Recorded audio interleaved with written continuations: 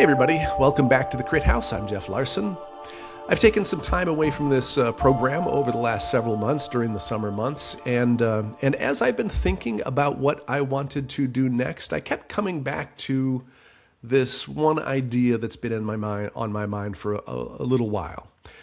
I want to make a photo book, as a lot of people do, but rather than try to figure it out behind the scenes on my own and then show you what the finished product is at the end, I thought it might be much more interesting, maybe hopefully useful to some people, to let you watch the process as it happens from beginning to end. And so that's what I'm going to do here on this program. Over the next several episodes, I'm going to talk with people who know a lot more about making photo books than I do, as well as photographers and other people's opinions that I trust. And we're going to work through the decisions that go into creating a photo book. We will choose the project, which is the episode today. We're going to figure out what the book is about. We're going to edit and sequence and design and look at the typography. We're going to look at the writing, and then we're going to think about how we get this book out into the world as well. Probably a lot of things that I don't know enough about yet. And that's really the point of this series, is I want to make the process of making a photo book visible, not just talk about it, but to show it. The questions, the uncertainties, and the disagreements that people have, and the mistakes, and hopefully some of the discoveries that we make along the way. And we begin today with what may be the most fundamental question is, what is this book? And I'm going to figure that out with Keron, who I'm talking to today. To help me through that process, I sat down with Keron Psillas Oliveira. She is an author and a photographer. She is a book lover and a creator, and she's devoted to helping photographers create projects that express their full artistic intent. And that's exactly what I need. Her own notable works include a fine press edition called Cavallo Lusitano and an upcoming monograph, The Song of Death and Dying. And I shared several different bodies of work that I have been working on over the years, and we talked about what makes a photographic project work as a book and why some projects may be suited better to that form than others. So, we don't have a book yet. That's coming. Hopefully. We don't even know exactly what the book will be, but this is where we're starting. Here's my conversation with Keron Psillas Oliveira. You know, one of the things I learned in doing my first book is just how much it informed me about my own work, right? I mean, so that is the best reason to put a book together. Totally. You've nailed it right at the beginning. That is absolutely the best reason to create a book. Yeah. We learn. Yeah. The knowledge that I had about like my strengths and weaknesses and the things that I cared about as a photographer and the things that I saw, and also just like how I understood my own work. It just it was miles beyond where I had been before I started the process. So just going through that taught me all of that. Very good. We must look critically at our own work. And through the points that we're going to illustrate, I hope, throughout this talk, we're going to come at that understanding from a number of different avenues. And so I'm excited about that. As I said, it's the very best reason to do a book. The second best reason is after you do your first book, then you can do your second book. And the third, and they keep coming. Collaboration is key if you want to create a book that has fuller expression, fuller meaning, more lasting value. And that collaboration can take a number of different forms. Getting too many voices when you're not very particular about picking who those voices are can just create, it's too many cooks in the kitchen kind of thing. But discreetly talking with a number of people over the evolution of a book, say over 6 months or 9 months or however long, this endeavor takes, that's totally fine. But bookmaking by committee, I don't recommend it. Well, it seems like it's a fine line to walk, right? You want to be is. open and trust some people, but be judicious about that. Have confidence in your own voice. Yes. Have confidence in your own work. I have to say that's actually one of my challenges is that like I don't I mean I like my photography and Yeah. I think some of it is good and I think I know what it is about, but I don't think Hmm. I have that level of confidence of knowing that clarity of concept yet. Hmm. But working through the process that we're speaking about will truly add to that. Yeah. Well, then that's the exciting part. When somebody is considering this idea of putting a book together, before they Hmm. even decide on what that book is going to be, what do they need to think about? What do they need to understand about making a book or what they're going to do in making the book or even why they're doing it? The why is a very good question. We should be creating a book project that integrates as many parts of ourselves as we can possibly put into it. I'll use an example of a book that I have upcoming, and that is the monograph for A Song of Death and Dying. That work integrates my love of history, and it integrates deeply who I have always been. Even as a very young child, I was deeply troubled by things that were unjust. And so taking this subject on mm, touched all of those areas. That's what I mean by integration. So it should be something that we care for deeply. I'll even use the word love, because caring for something means that we can then sustain the commitment that it takes to put a book together. So, why are you doing this subject? Why does it mean something to you? And does it really mean something to you? But if we want to create something of meaning, it should integrate as much of ourselves as possible. So I have three projects that I sent to you, Yes, one of which is called Geographies of Loss, which yes, are images of roadside memorials of people who have been lost in crashes throughout the United States. yes, And I take these images yes. as I'm traveling around on business because I work, Hmm. my job is in highway safety. And it's been Right, for decades now. So I right. see those roadside memorials and they affect me. The idea of that, it's important to me, Hmm. but Hmm. I don't know that it's important to anybody else. It is important to other folks. First of all, it will be important because of the quality of the photography. So the work that I've seen is it's not sentimental. It's not simply documentary. That integration of who you are in your 9 to 5 life and what you've spent your career working in is why this has meant so much. And that opening statement in an introduction will bring a viewer into the book immediately. Now, identifying the audience for this is a little more challenging because it's a very particular subject. Hmm.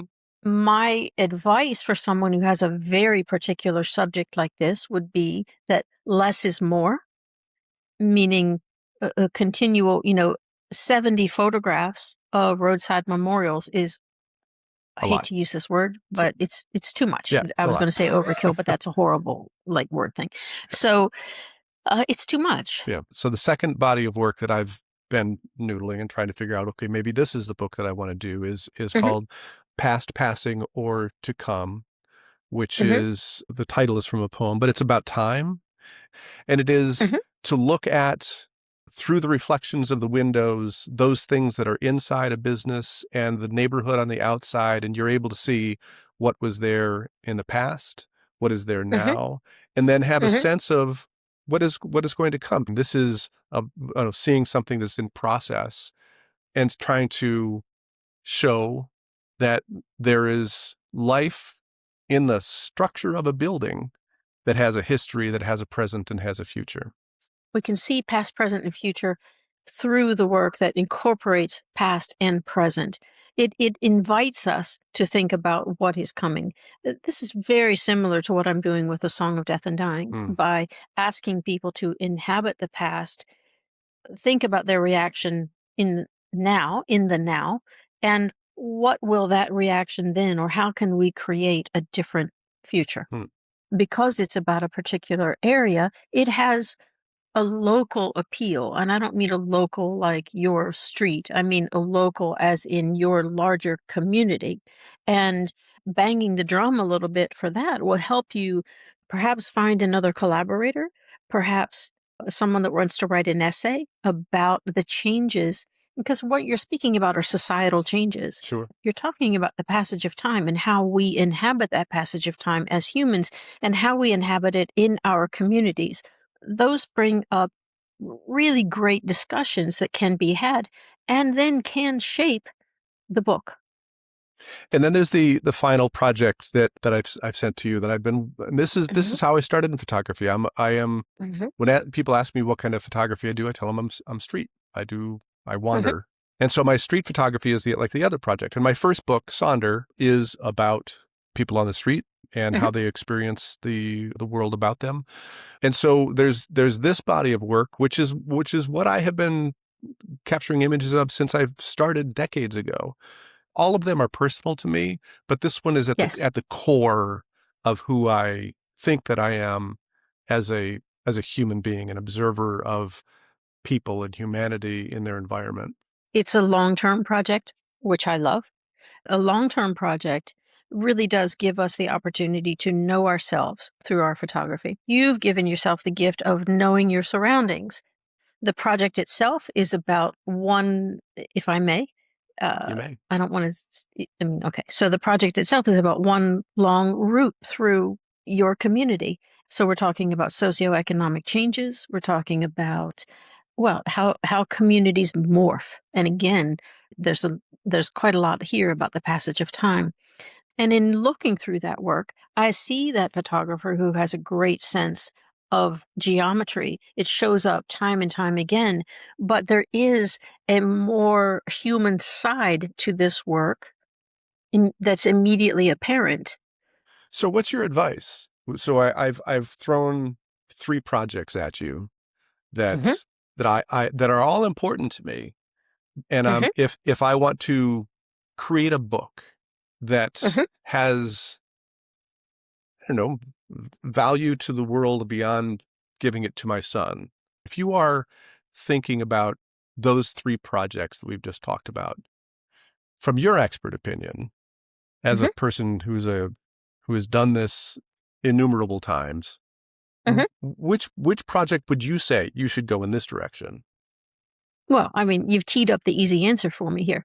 The last project that we're speaking about. If you want to say the title, go ahead, but I don't want to, I'm not going to do that. So it's, and why? Well, I don't know what the Because, title is. I know what like so the working title I've called it just the Mass Ave project, but great. um, So let's talk uh, about Mass Ave. okay. You've invested a lot of yourself, years of work, Oh, years, um, and so many and it years. is your, yeah, well, I mean, you have this wonderful project, and you've cared about it for all of this time, and now you're crafting it into a form that you want to offer to the wider world.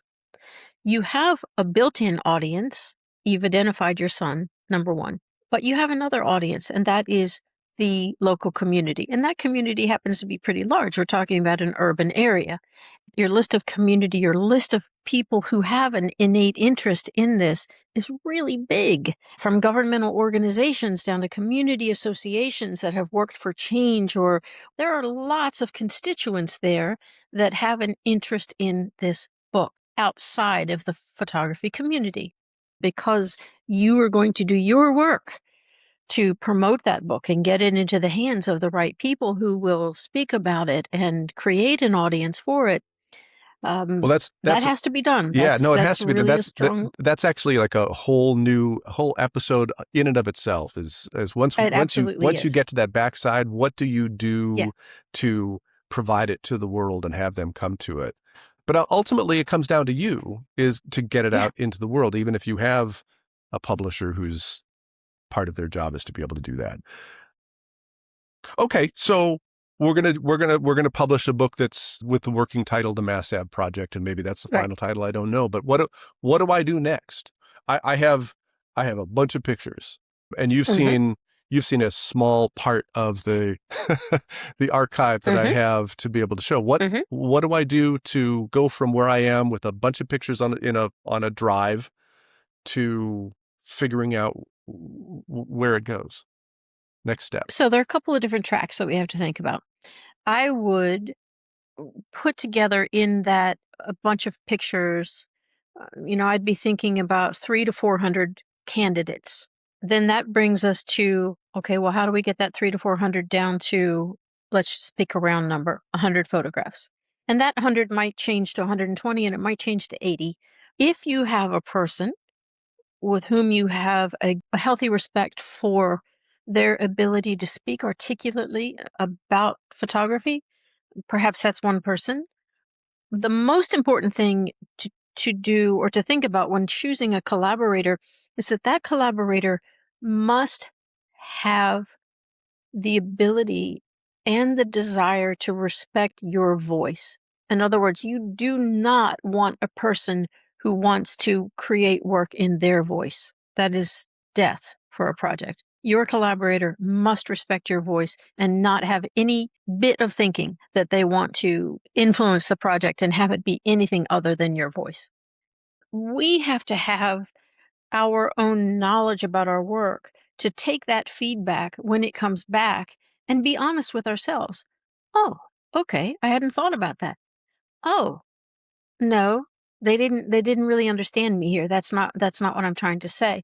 And if that's the case, then you have to think, well, are my photographs not communicating what I think they are? And how can I make them better? Right. How can I communicate more clearly? Sure. Well, let me ask you this. Exactly. So, I mean, one of the reasons why I enjoy talking to you and thought about having you be a part of this conversation was Sam Abel. You're working with Sam Abel on a Hmm. book. What is the Hmm. or a 2-volume set? What is the interaction there? Because Sam has been around for a long period of time. He has operated at the highest level in the world of photography and has a Hmm. lifetime of images to be able to come out. What is the back and forth of you as somebody who's involved with putting the book together and him as Hmm. the creator of the images themselves? Of course, I want to characterize this as fairly as possible. I am the project director for the book, meaning when the book is finished, I will take it to the printer, decide all the specs for the book, and make sure that it is printed in exactly the way Sam wants it to be, because my background is in printing and binding. I have a very light touch on some sequencing, some decisions about whether images are included or not. Because of Sam's renown and the length of time in his career, he has a group of people around him that are eminently qualified and in whom he trusts to speak about this image versus that image and why. Sam is very much interested in, as am I, about the why behind things. When I'm working with my students, I never say, no, that image is not good, or we're going to use this one instead. That just doesn't fly. Right. The image, it either works or it doesn't, and there are reasons for that. That's why I was speaking earlier about finding someone who can articulate why images work or why they don't. And then again, because it's your work, you have the choice to say, no, I don't agree, I'm keeping it, or yeah, I hadn't thought about it in that manner. And so when I have the opportunity, as I often do, to review what's happening with the book or where the state of things are, then I look very deeply through it. And if I feel something very strongly, then I will say to Sam, I have this concern about this photograph in this position, and these are the reasons why. Sometimes he'll come right back and say just what I said. Oh, I hadn't thought about it that way, or yeah, you're right about that, or no, I'm going to keep it in. It's meaningful to me, and that's where it stays. Right. And then the answer is great, good on you. But it's been considered, you see? Right. And Right. so happily, he has a number of folks who collaborate with him in that manner. And I am beyond honored to be included in that group of folks. I love the discussion about the why, because so much of what we hear about, like here on the YouTube is, is it any good? Is it a good picture? Is it not? Why is it? Is it the rule of thirds? Is these kind of things? Is it well lit? Is it well processed? Is it well edited? Mhm. But it's actually something that the why and the meaning and the metaphor of images Mhm. is, I think, something that's why I think I'm talking to you, is to have a better Mhm. understanding of what the why is of what I am doing. I understand the why of Yes. me going out and wandering, but I don't understand the Yes. why of the story of whatever it is I'm going to put together. Yeah. Fascinating. Yeah, yeah. So my next step is, and I will do this. I'm gonna put together a body of 400 or so thereabouts images Mhm. and start to play with them.